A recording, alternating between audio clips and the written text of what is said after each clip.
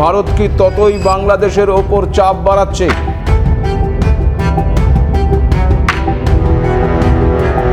ভারতের একের পর এক সিদ্ধান্তে কতটা চাপে বাংলাদেশ?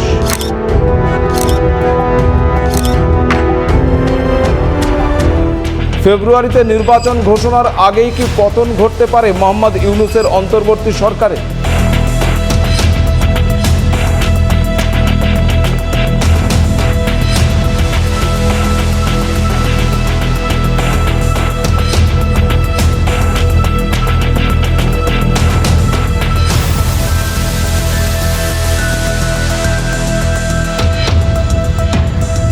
আপনি দেখতে শুরু করেছেন এডিটরস ডায়েরি।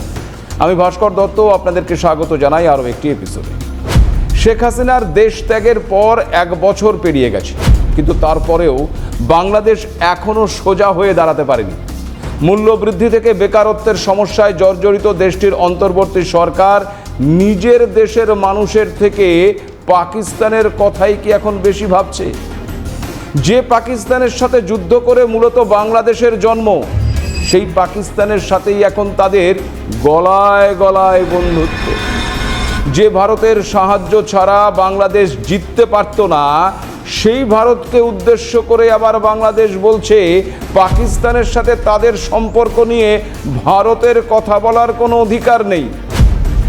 কিন্তু চারিদিকে ভারত দিয়ে ঘেরা এই বাংলাদেশ ভুলে গেছে দিল্লি না চাইলে অক্সিজেনটাও পাবে না ওই ঢাকা।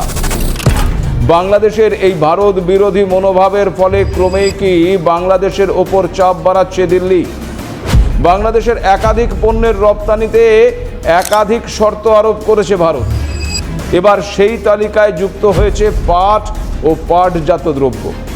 বলা যেতে পারে স্থলপথ দিয়ে 9টি পণ্য আমদানির নিষেধাজ্ঞা আরোপের মাধ্যমে বাংলাদেশ থেকে পণ্য আমদানিতে 3 মাসে 3 দফায় বিধিনিষেধ আরোপ করল ভারত।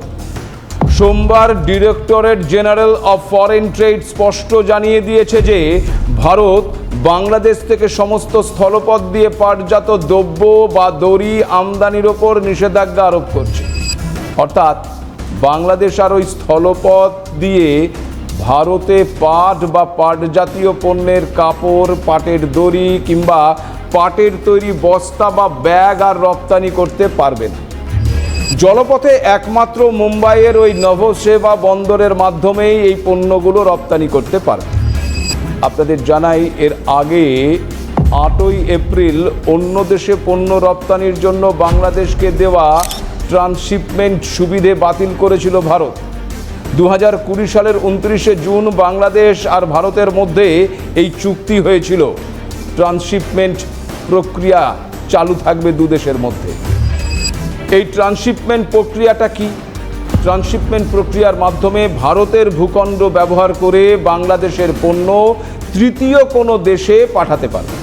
অর্থাৎ পণ্য পাঠানোর জন্য বাংলাদেশ ভারতের সমুদ্র বা বিমানবন্দর ব্যবহার করতে পারবে। কিন্তু গত 8ই এপ্রিল সেই ট্রান্সশিপমেন্ট সুবিধে বাতিল করে দেয় ভারত। এরপর গত 9ই এপ্রিল কলকাতা বিমানবন্দর ব্যবহার করে বিশ্বের বিভিন্ন দেশে বাংলাদেশের পণ্য রপ্তানির সুবিধাও প্রত্যাহার করে নিয়েছিল ভারত। এরপর গত 17ই মে স্থলবন্দর দিয়ে বাংলাদেশের রেডিমেড পোশাক, প্রক্রিয়াজাত খাদ্য, প্লাস্টিক, কাঠের আসবাব, সুতো এবং সুতো দিয়ে তৈরি পণ্য, ফল এবং ফলের জুস জাতীয় প্রোডাক্ট, সফট ড্রিঙ্কস সহ আরও বেশ কয়েকটি পণ্য রপ্তানিতে নিষেধাজ্ঞা আরোপ করেছিল ভারত। এরপর আবার গত 27শে জুন বাংলাদেশের আরও 9টি পণ্যের রপ্তানির ওপর বিধিনিষেধ আরোপ করে দিল্লি, যার মধ্যে ছিল বিভিন্ন ধরনের বোনা কাপড়ের পাশাপাশি ছিল কাঁচা পাট, পাটের রোল, পাটের সুতো এবং বিশেষ ধরনের কাপড়।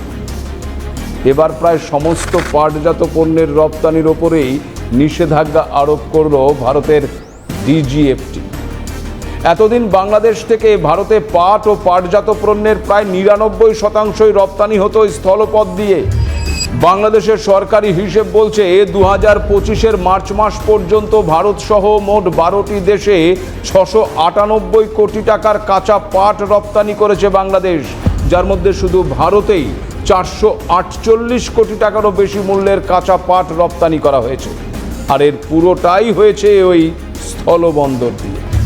খুব স্বাভাবিকভাবেই বাংলাদেশের অর্থ উপার্জনের এই সহজ পথটি এবার বন্ধ করে দিল ভারত, যার জেরে বাংলাদেশের অর্থনীতি ব্যাপক প্রভাব পড়তে পারে বলেই মনে করছে বাংলাদেশের অর্থনীতিবিদরাই।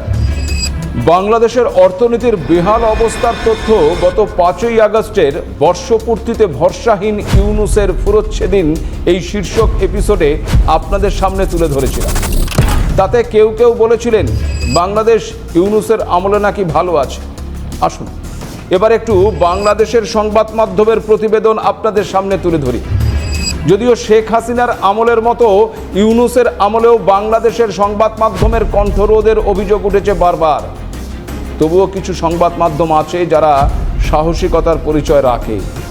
তার মধ্যে কালের কণ্ঠ নামক সংবাদ সংস্থা গত 8ই আগস্টের একটি প্রতিবেদনে তারা অত্যন্ত তাৎপর্যপূর্ণভাবে লিখছে। দেখুন সেই প্রতিবেদনে কি লেখা হয়েছে। যে 5ই আগস্ট নিয়ে ইউনূসের এত উল্লাস, সেই 5ই আগস্ট গুলিতে আহত শিশুকে শহীদ বানানো হয়েছে। শুধু তাই নয়, এরপর এই ঘটনা হত্যা মামলা রুজু করা হয়েছে এবং যার জেরে চলছে গ্রেপ্তার এবং জুলুমবাজি। শিশুটির বাবাকে রীতিমতো ভুলিয়ে ভালিয়ে তার জীবিত ছেলেকে মৃত দেখিয়ে আদালতে মৃত্যুর মামলা করা হয়েছে, যার জেরে রীতিমতো আতঙ্কে দিন কাটাচ্ছেন ওই পরিবারটি। আর এই গোটা কর্মকাণ্ডটির জন্য পরিবারটি কেরানীগঞ্জের জাতীয় নাগরিক পার্টি অর্থাৎ ওই এনসিপির নেতা মোহাম্মদ শাহজাহান সম্রাটের বিরুদ্ধে অভিযোগ করেছে। এই জাতীয় নাগরিক পার্টি বা এনসিপি হলো সেই দল যা মূলত এক প্রকার ওই মোহাম্মদ ইউনূসের আশীর্বাদে তৈরি করেছিল বাংলাদেশের বৈষম্য বিরোধী ছাত্র আন্দোলন এবং জাতীয় নাগরিক কমিটির সদস্যরা। সেই আদর্শবাদী দলের নেতা এই শাহজাহান সম্রাট কি করেছেন দেখুন।